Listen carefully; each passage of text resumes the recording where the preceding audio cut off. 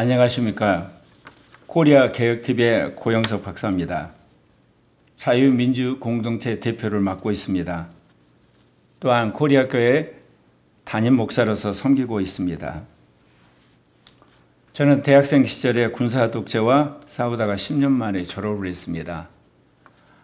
목회자가 되고 나서는 지난 9년 동안 이 동성애 독재와 싸우고 있습니다. 그런데 제가 1982년도에 군종을 했을 때 성령세를 받았습니다. 10일 동안 성령의 체험 가운데 제가 우리나라가 복음으로 통일되는 환상을 보았댔습니다. 그리고 이 동아시아가 복음의 벨트가 되어서 복음화된다는 그런 환상을 보게 되고, 또 구름으로 아시아가 선교된다는 말씀을 하셨댔거든요. 근데 가장 중요한 것은 성경 말씀을 통해서 한국이 제2종교개혁의 땅이 되고, 그리고 제2정치개혁의 발상지가 된다는 말씀을 받았거든요. 그래서 지금까지 제가 성령운동을 하고, 그리고 신학개혁을 위해서 40여 년 넘게 그 준비를 해오고 있습니다. 왜냐하면 새로운 정치개혁과 새로운 종교개혁이 가장 중요한 것이 신학이고, 또한 이념이고 전략이고 리더십이기 때문에 그래 왔댔는데, 말씀드린 것처럼 박사학위 끝나고 나서 이 동성애 독재를 알게 되고, 그러면서 이것이 주사파와 연결되어 있고 민중민주와 연결되어 있고 녹색 사회주의와 연결되어 있다는 것을 제가 알게 됐죠. 왜냐하면 20대 제가 이 반독재 투쟁을 하면서 민주화운동을 했기 때문에 이거의 본질을 알고 나서부터 제가 이러면 한국 교회가 사라지게 되고 더 나아가서 한국이 민주공산화가 되겠구나, 그런 위기감을 느끼게 됐어요. 그래서 이제 그렇다면 이 민주공산화 가고 신공산주의로 가고 전체주의로 가는 이 한국을 어떻게 하면 되돌릴 수 있을까? 사실 난감했습니다. 그렇다면 내가 할 수 있는 것은 기독교 안에 있는 세력을 규합해야 되겠다.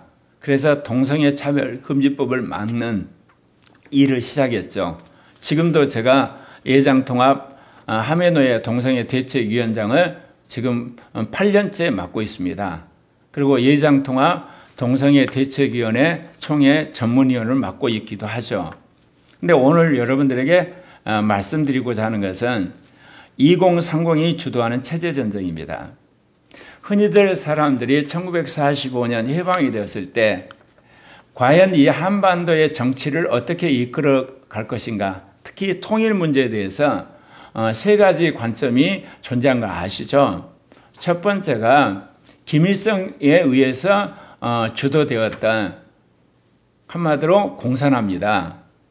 또 하나가 이승만 대통령에 의해서 이루어지는 자유민주주의 체제입니다. 또 하나가 김구와 그리고 김규식에 의해서 남북연합정부입니다. 그런데 수많은 민주화 세력들은 이 김구와 그리고 김규식이 말한 남북연합정부, 이것이 옳다는 겁니다. 여러분, 적어도 대한민국은 임진왜란 그리고 병자호란 이어지고는 그런 역사 속에서 나중에 강화도 조약 이어지는 그 속에서 우리 민족의 문제는 우리 스스로 모든 걸 해결할 수 없는 서구 열강의 파워게임 안에 들어와 있었던 겁니다. 더더욱 세계 1차 대전과 세계 2차 대전은 본격적으로 지구상에 있는 200개의 국가는 어느 나라도 자기 나라의 운명을 자기 스스로 해결할 수 없는 그런 시대에 돌입한 거예요. 자기 나라 운명을 자기가 해결할 수 있는 국가는 미국, 중국 정도뿐입니다. 다른 모든 나라들은 이제 얽히고 섬긴 각국 간의 이해관계 속에서 함께 풀어나가야 되는 겁니다. 그러면 1945년 해방이 되었을 때 여러분, 김구와 김규식이 말한 남북연합정부가 가능합니까? 절대로 불가능합니다. 왜 그러냐면 2차 대전이 종전에 이제 도달할 무렵에 미국과 그리고 소련과 영국이 얄타 회담에서 협정을 맺습니다. 이 동북아시아의 일본을 무장 해제를 위해서 그들이 협정을 맺었는데 38선을 중심으로 북쪽은 소련, 남쪽은 미군이 진주하기로 그때 이미 약속을 한 겁니다. 근데 이것이 김구와 김규식이 남북연합정부를 추진한다고 됩니까? 좋게 말하면 민족의 통일을 위한 그야말로 애국심에 발렸고 나쁘게 말하면 망상에 사로잡힌 겁니다. 북한에 진주한 소련군이 순수히 북한을 포기하고 통일정부를 하라고 놔두겠습니까? 그리고 남한에 진주한 미군이 그들의 요구대로 그냥 물러가겠습니까? 절대로 그런 법이 없어요. 공산권의 맹주인 소련과 그리고 자유민주주의 맹주인 미국 간의 세력 갈등 속에서 우리나라가 분단이 됐는데 과연 그랬을 때 우리가 취할 자세는 뭡니까? 이승만이 말한 자유민주주의 대한민국인 겁니다. 1946년에 이승만이 정읍에서 단독정부 이야기를 합니다. 왜냐하면 북한에는 소련군이 남한에는 미군이 있고 이런 상황에서 통일정부가 불가능한 걸 알고 그렇게 이야기를 한 겁니다. 그러면 이승만이 단독정부를 이야기했기 때문에 죽일 놈이냐? 그러질 않아요. 이미 1945년에 북한에 진주한 소련은 김일성을 꼭두각시로 해서 인민위원회를 만들고 이미 준 정부의 모든 조직을 다 완료했던 거예요. 단지 남한을 공산화하기 위한 전략적인 것 때문에 정부 수립을 선포하지 않았던 것이죠.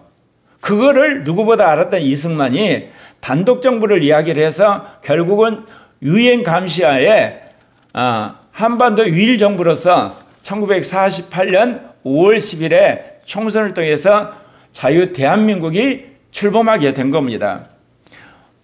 그 뒤로 80년이 지난 오늘에 있어서 우리가 이 한반도를 보는 관점 그리고 우리 사회에 있는 갈등들을 보자면 가장 큰 것이 첫 번째가 한미일 세력과 북중러 세력의 대립입니다. 이것을 간과하고 무시하고 이 한반도에서 일어나는 걸 해석하려면 해석이 안 되는 게 너무너무 많습니다. 왜냐하면 한미일의 강력한 그런 세력과 북중러가 대립하고 있는데 여러분이 이거를 도외시하고 이 한반도 그리고 더더욱 대한민국에 일어난 일을 해석이 됩니까? 해석이 안 되는 겁니다. 윤석열 대통령이 12월 3일에 비상계엄을 하는 중요한 이슈가 부정선거입니다. 그 부정선거에 누가 개입합니까? 선관위가 개입하고 그리고 그거를 비호한 것이 대법원 판사고 그리고 경찰인데 실은 그 주동자 역할을 한 것이 북한의 해커 세력입니다. 그리고 중국의 해커 세력입니다. 이것만 봐도 한국의 부정선거에 중국과 북한이 개입됐다는 것 이것이 시사하는 바가 있지 않습니까? 두 번째가 남북 간에 지속되는 한마디로 군사적인 그 다음에 이념적인 대립입니다. 1953년에 휴전이 된 이후로 이날까지 얼마나 많은 무력 충돌이 있었습니까? 그리고 갈등이 있었습니까? 지금도 우리는 휴전 상태예요. 이승만 대통령이 국군 지휘권을 미군에 넘겼기 때문에 휴전의 당사자는 미군과 북한과 중공으로 돼 있어. 지금은 중공이죠. 그런 휴전 상태예요. 여러분도 아시는 것처럼 세계에서 가장 재래식 군대가 밀집해 있는 것이 한반도입니다. 그리고 북한은 핵과 미사일까지 가지고 있어요. 한국도 비록 핵은 없지만 강력한 미사일과 또 미군이 주도하는 그런 남북이 대립된 상황이에요. 이런 대립된 것을 우리가 무시하고 한국에서 일어난 일을 해석할 수가 없다는 겁니다. 세 번째가 한국의 좌우 간의 대립입니다. 여러분이 아는 것처럼 이 산업화 세력과 이 민주화 세력, 산업화 세력을 주도했던 세력이 군부입니다. 민주화 세력을 주도했던 세력이 이 대학생과 지식인들입니다. 그 세력이 지금도 한편에서는 국힘당으로 한편은 민주당으로 두 정당이 적대적 공생을 하는 구조가 고착이 되어버린 겁니다. 그것이 지금은 좌우 이념 대결의 형태로 나타나고 있는 겁니다. 이것을 우리가 도외시하고 한국의 정치나 사회를 풀어갈 수가 없는 겁니다. 네 번째는 이런 산업화 세력의 아지트 역할을 한 것이 영남이었습니다. 그리고 이 민주화 세력의 전진기지가 호남입니다.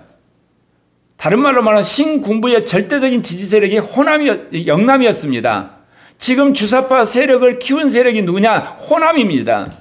그래서 영호남 갈등이 지금도 계속되고 있는데 이거를 한국 정치가 끄집어내지를 않고 계속해서 적대적 공생을 하는 겁니다. 국힘당은 영남에 뿌리를 두고 민주당은 호남에 뿌리를 두고 계속해서 적대감과 대립을 조장하고 있는 겁니다. 한치의 앞도 내다보기 힘든 서로 싸우고 있다는 겁니다. 다섯 번째는 노사 간의 갈등입니다.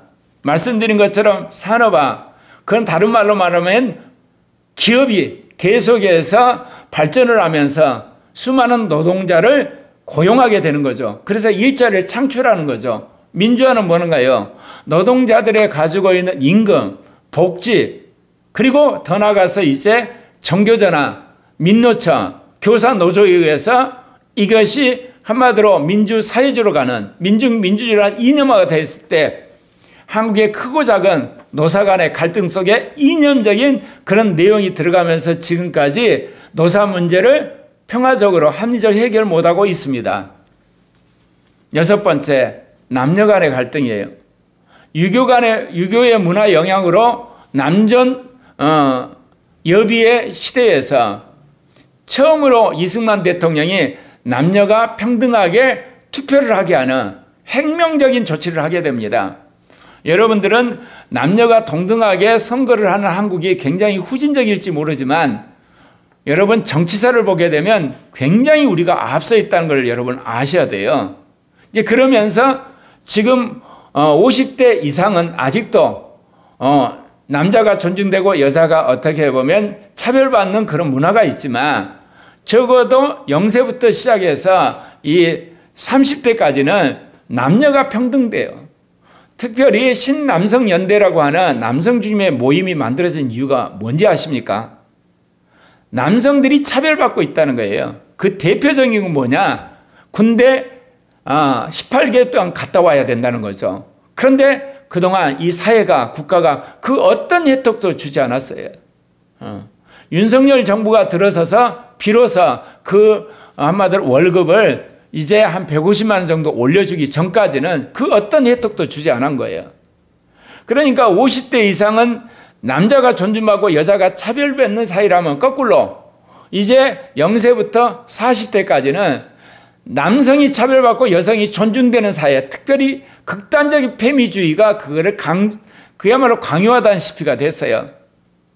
그것이 김대중, 노무현, 그리고 이명박, 박근혜, 문재인 때 특별히 강화됐죠.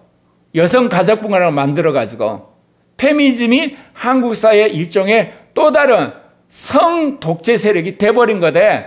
2030의 이 남성들이 골기란 것이 신남성연대 아니겠습니까? 남녀 간의 갈등이 이렇듯 첨예화되고 있습니다. 또 수도권과 지방의 갈등입니다. 말씀드린 것처럼 한국이 반공과 산업화, 민주화를 거치고 그 안에 이제 IT가 발달하게 되고 통신뿐만 아니라 교통이 발전할 때 수도권으로 인구 절반이 집중을 하고 있습니다. 이건 뭐를 이야기합니까? 수도권은 인구가 집중되므로 부동산이 그리고 교육이 그 다음에 치안이 모든 것들이 열하게 가는데 지방은 아예 공동화가 되고 폐허가 되고 사라지고 있는 이 갈등 문제 말입니다.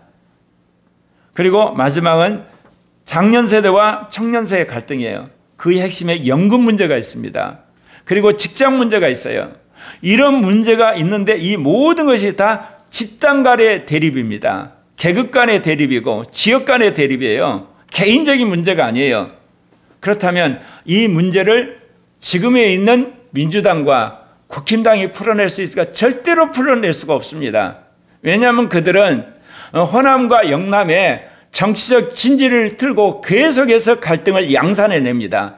여기에 말씀드린 것처럼 한미일과 북중러의 대립적인 이념의 문제, 남북 간의 체제의 갈등 문제, 그리고 우리 안에 있는 이 좌우 간의 대립, 영혼 간의 갈등, 노사 간의 갈등, 남녀 간의 갈등, 수도권의 지방의 갈등, 청년 세대와 장년 세대의 갈등을 그들이 계속해서 자신들의 표 관리에 필요한 부분만을 위해서 그들이 이용하기 때문에 해결이 안 되는 겁니다. 그렇다면 누가 해결할까요? 2030 세대가 해결하는 겁니다.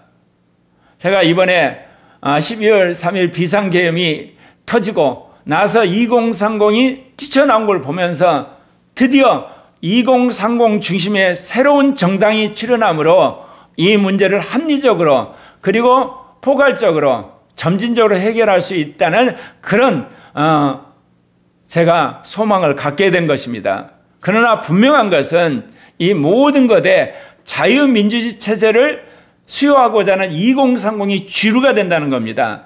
그런데 아직도 신군부를 지지하는 그야말로 극우 세력이 있어요. 그리고 남북한 연방제를 지지하는 극자 세력이 있습니다.